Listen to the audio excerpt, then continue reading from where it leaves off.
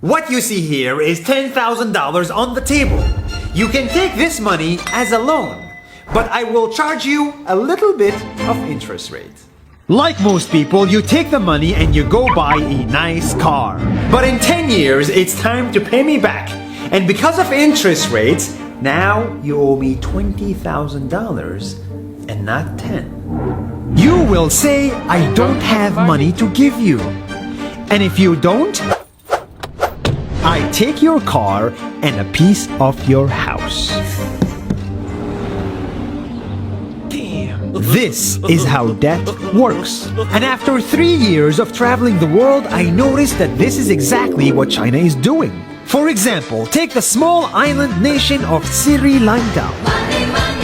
This developing country needs money and China has a lot of it. So Sri Lanka took billions of dollars in Chinese loans. It was easy money just there to be taken. And with that, they built skyscrapers, highways, airports, and shipping ports. The country grew and prospered. But few years later, this easy money came with interest rates, and Sri Lanka was so much in debt that it couldn't pay back China its money. And the only way out was to give China control of what they had built. In other words, Sri Lanka lost a piece of its home to China because of debt. This is the Chinese money trap. And it's a real thing I saw all over the world. In Papua New Guinea, I saw $2 billion in loans given by the Chinese to build skyscrapers, infrastructures, and ports. But there is no way this remote developing country can pay it back or its interest rate, and the only way out is to give China control of the country.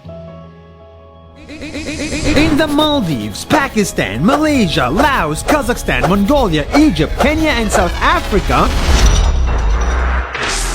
the same thing is happening, and many countries are struggling to pay back Chinese loans. If you look closely, all these infrastructure projects like highways, ports, and bridges connect to China through the sea or through the land to form something far bigger, far more powerful than just a bridge. A new Silk Road. The world is already made by China, and I think slowly it will be owned by China. Don't get me wrong, building bridges, ports, highways, and airports is a great thing for the people and the country, but they come at a very high cost. And when these countries can't pay back the loans, these countries will lose their homes. One thing my parents had taught me is that there's no such thing as a free lunch or a free ride. So if we're not careful with our money or other people's money, then we better start learning Chinese. 下周见。